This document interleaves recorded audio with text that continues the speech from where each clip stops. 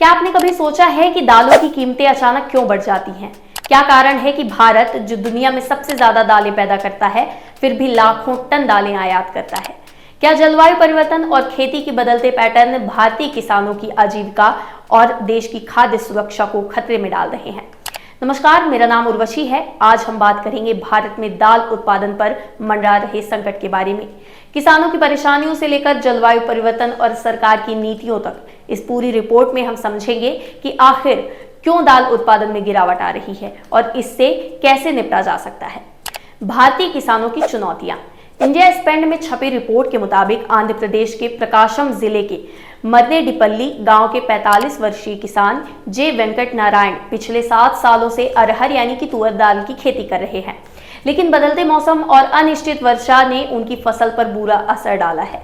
उनका कहना है कि फूल आने और फलियों के बनने के दौरान बारिश की असमान वितरण और सूखे की लंबी अवधि परागण को प्रभावित कर रही है, जिससे बीजों का विकास रुक जाता है। इसी तरह इपुर गांव की एक और किसान भी इस समस्या से जूझ रही हैं। वे बताती हैं कि अब फरवरी से ही गर्मी शुरू हो जाती है और मौसमी बारिश का अभाव उनकी फसलों की पैदावार को बुरी तरह प्रभावित कर रहा है। यह सिर्फ कुछ किसानों की समस्या नहीं, बल्कि भारत में लाखों किसान इसी समस्या का सामना कर रहे हैं। बदलते मौसम और अस्थिर जलवायु खेती को अस्थिर बना रहे हैं, जिससे न केवल किसानों की आजीविका खतरे में है, बल्कि पूरे देश की खाद्य सुरक्षा भी संकट में है।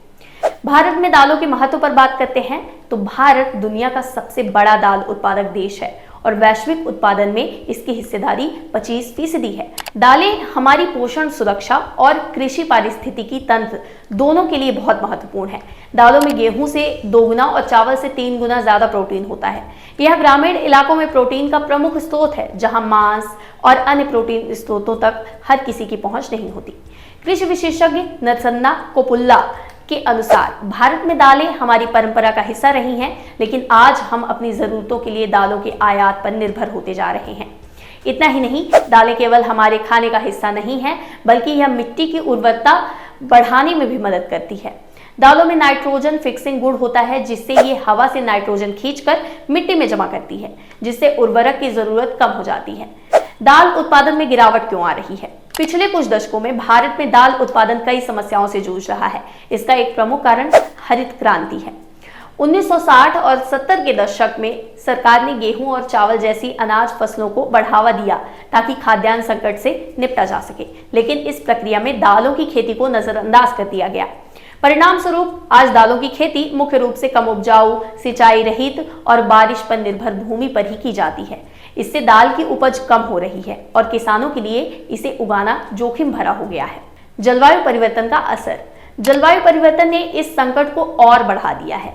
87% दाल की खेती वर्षा आधारित है, लेकिन बारिश का पैटर्न अनिश्चित हो गया है। कभी सूखा पड़ता है तो कभी बाढ़, जिससे फसलें बर्बाद हो जाती हैं।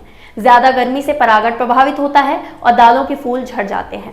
नए कीट और बीमारियां भी तेजी से फैल रही हैं, जिससे दाल की पैदावार घट रही है।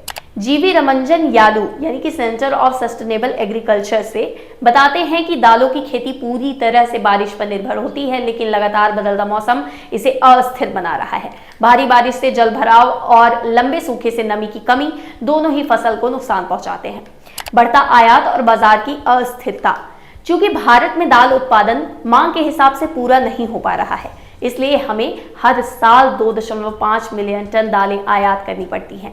NITI आयोग के अनुसार 2032 से 33 तक भारत में दालों की मांग 35.23 मिलियन टन होगी, जबकि आपूर्ति सिर्फ 33.95 मिलियन टन ही रह जाएगी।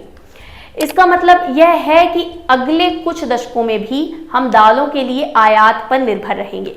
दालों की कीमतें भी अस्थिर रहती हैं, क्योंकि सरकार गेहूं और चावल की तरह दालों को नियमित रूप से नहीं खरीदती। जब बाजार में कीमतें MSP से नीचे गिरती हैं, तो किसानों को भारी नुकसान उठाना पड़ता है। अब समाधान पर बात करते हैं कि समाधान क्या हो सकते हैं। हालांकि स्थिति गंभीर है, लेकिन कुछ वैज्ञानिक और नीतिगत प्रयास इसे सुधार सकते हैं। बेहतर जल प्रबंधन। ड्रिप इरिगेशन और माइक्रो इरिगेशन से उत्पादन 30% तक बढ़ाया जा सकता है। उन्नत खेती तकनीकी, मल्चिंग और रिज प्लांटिंग जैसी तकनीकों से जल उपयोग बढ़ाया जा सकता है। जलवायु स्मार्ट दालों की किस्में ICRISAT ने सूखा और रोग प्रतिरोधी दालों की उन्नत किस्में विकसित की हैं। सरकारी नीतियां, राष्ट्रीय खाद्य सुरक्षा मिशन NFSM और ENAM जैसी योजनाएं दाल उत्पादन को बढ़ाने के लिए लाई गई हैं। विशेषज्ञों का मानना है कि कम से कम 30 से 40% खेती की जमीन दालों के लिए आरक्षित करनी होगी ताकि हम आत्मनिर्भर बन सके। तेलंगाना के जिला कृषि अधिकारी वाजिद हुसैन बताते हैं कि यदि किसान धान के साथ दूसरे मौसम में दाल उगाएं तो यह मिट्टी की सेहत और उपज दोनों के लिए फायदेमंद रहेगा। भारत में दालों की खेती संकट के दौर से गुजर रही है। किसानों को बदलते मौसम से जूझना पड़ रहा है, उत्पादन घट रहा है और देश को आयात पर निर्भर रहना पड़ रहा है। लेकिन अगर सही वैज्ञानिक तकनीकों, सरकारी नीतियों और किसानों के सहयोग से कदम उठाए जाएं तो यह संकट टाला जा सकता है। तो आप इस बारे में क्या सोचते हैं? सरकार को दाल उत्पादन बढ़ाने के लिए क्या कदम उठाने चाहिए? कमेंट सेक्शन पर जरूर बताइए। फिलहाल के लिए बस इतना ही। शुक्रिया।